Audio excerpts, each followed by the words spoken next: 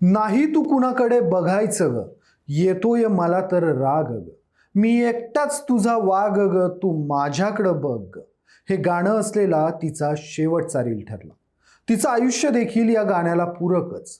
तिला तिच्या प्रियकरानं तू कुणाकडं बघायचं नाही, फक्त माझ्याकडं बघायचं, तू माझी आहेस असं ठणकावून सांगितलं. पण तिचा पाय घसरला. ती आणखीन कोणाशी तरी बोलायला लागली. तिला दुसरं कोणीतरी आवडायला लागलं. तिच्या आयुष्यात दुसऱ्या पुरुषाची एंट्री झाली. एक फूल दो माली अशी परिस्थिती उद्भवली आणि परिणामी अत्यंत निर्घुणपणे तिला संपवलं गेलं. मी सांगतोय पंढरपूरच्या भोसे गावातली रील स्टार सोनाली जाधव बद्दल. सोनाली जाधव हिचा तिच्या वाढदिवसाच्या दिवशीच अत्यंत निर्घुणपणे खून झाला आणि तिला दुसऱ्या तिसऱ्या कोणी नाही तर ज्याच्यासोबत तिचे प्रेम संबंध होते त्यानेच तिला संपवलं. नक्की काय झालं या प्रकरणात जाणून घेऊयात पुढच्या काही मिनिटांमध्ये. नमस्कार, मी शशी आणि तुम्ही पाहताय कट टू कट. तिचं नाव सोनाली जाधव, वय अवघद 34. 16 वर्षांपूर्वी नेताजी जाधव यांच्यासोबत तिचा विवाह झाला होता. पण संसाराची गणितं फसल्यामुळं सोनाली आपल्या माहेरी आई वडिलांसोबत राहत होती. तारुण्याचं वय, नवरा सोबत नाही, अशातच तिला एक पर्याय सापडला, तो म्हणजे इंस्टाग्राम. तिच्या इंस्टाग्रामवर लाखो फॉलोअर्स तयार झाले. तिच्या एकेका व्हिडिओला हजारो लाईक मिळत गेले. तिच्या व्हिडिओवर कमेंटचा पाऊस पडत गेला. मात्र आयुष्यातलं रिक्तपण हे इंस्टाग्रामनं भरून निघत नाही. अशातच तिची गाठ पडली ती गावातील तुकाराम गावंढरे सोबत. तुकारामनं सोनालीचं एकटेपण ओळखलं. सुरुवातीला एकमेकांशी जुजबी ओळख झाली. त्यानंतर दोघेही एक एक पाऊल पुढे सरकले. दोघांच्या आत प्रेमाचा अंकुर फुटला. हा प्रवास पुढे चालू राहिला. याची कुणकुण आजूबाजूच्या लोकांनाही लागली. आता सोनाली आनंदात होती. इंस्टाग्रामवर तिची रील स्टार म्हणून तर ओळख होतीच. इंस्टाग्रामवर तिचे लाखो फॉलोअर्स होते. तिचे रील्स शेअर होत होते आणि अशातच तिच्या एकाकी आयुष्यात तुकाराम देखील तिच्या सोबत होता. हळूहळू तुकाराम आणि सोनाली यांच्यातील जवळीक प्रेमात बदलली. त्यांच्यात सगळं सुरळीत चालू होतं. अशातच 6 एप्रिलला सोनालीचा वाढदिवस आला. तुकारामनं सोनालीला गिफ्ट देण्याच्या बहाण्यानं बोलवून घेतलं. सोनाली तुकारामला भेटायला गेली. त्याच्या गाडीवर विश्वासानं बसली. पण त्यानंतर सोनाली 2 दिवस घरी आलीच नाही. सोनालीच्या वडिलांनी करकम पोलीस ठाण्यात तक्रार नोंदवली. पोलिसांनी शोध मोहीम चालू केली आणि अशातच रोपाळे परिसरातील एका कॅनॉलमध्ये एका महिलेचा मृतदेह असल्याची बातमी पोलिसांना लागली.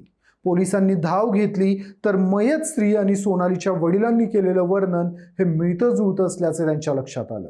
सोनालीच्या वडिलांनी याची पुष्टी केल्यानंतर पोलिसांनी आपल्या तपासाची सूत्र वेगात हलवली आणि संशयित म्हणून तुकारामला चौकशीसाठी ताब्यात घेतलं. पोलिसी खाक्या दाखवताच तुकारामनं कबूल केलं की त्यानं स्वतः सोनालीला संपवलं होतं.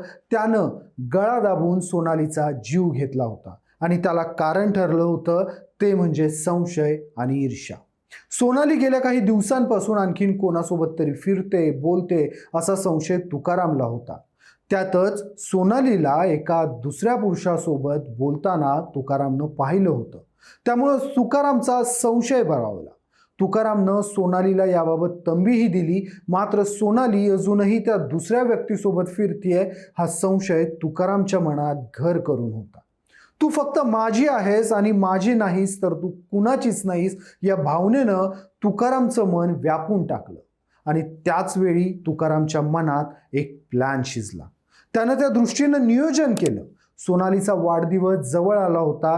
त्यानं सोनालीला वाढदिवसाचं गिफ्ट देण्यासाठी बोलवून घेतलं. सोनाली आली. सोनाली तुकारामच्या गाडीवर बसली. तुकारामनं गाडी चालू केली. त्यानं तिला एका निर्जन स्थळी नेलं आणि तिथं सोनालीला दुसऱ्या इसमाबद्दल जाब विचारला आणि आपलं समाधान न झाल्यानं त्यानं त्याच जागेवर सोनालीचा गळा आवळून जीव घेतला. त्यानंतर कोणालाही आपल्यावर संशय येऊ नये म्हणून त्यानं सोनालीचा मृतदेह कॅनॉलमध्ये फेकून दिला आणि अनैतिक संबंधातून निर्माण झालेल्या प्रेमाचा शेवट केला. सोनालीच्या निधनानं तिच्या कुटुंबियावर तर दुःखाचा डोंगर कोसळलाच, पण एका रील स्टारचा झालेला हा दुर्दैवी अंत पाहून तिचे चाहते देखील आता हळहळ व्यक्त करतायत.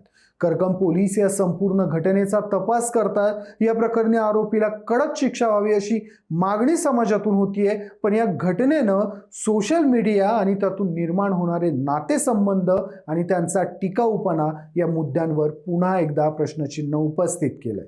सोनालीची ही घटना फक्त उदाहरण आहे, पण संशयाचं भूत एकदा डोक्यात शिरलं की प्रेम कुठल्याही पातळीवरचं असू द्या, त्याचा शेवट हा कायम हिंसक झालाय हे या उदाहरणानं पुन्हा एकदा सिद्ध केलं.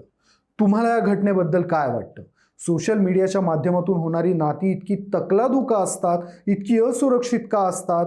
सोशल मीडिया वापरताना आणि रील स्टार म्हणून प्रसिद्धी मिळाल्यावर कुठे थांबायचं, का थांबायचं हे प्रत्येकाला कळायला हवं का? मला कमेंट्समध्ये आवर्जून सांगा. व्हिडिओ आवडला असेल तर व्हिडिओला लाईक करा, शेअर करा आणि कट टू कटला सबस्क्राईब करायला विसरू नका.